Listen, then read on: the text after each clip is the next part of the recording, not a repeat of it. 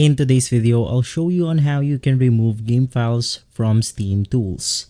Basically, the first thing that you want to do is to head over to the Steam application, and from here you then want to click on your library, click on any installed games that you have. In my case, I have this right here. I'll right click on it, click on properties, click on installed files, and from here you want to click browse. We are looking for the file location of our Steam folder. So you want to navigate back to Steam right here by clicking on the Steam button. And basically we have the config folder inside the Steam directory.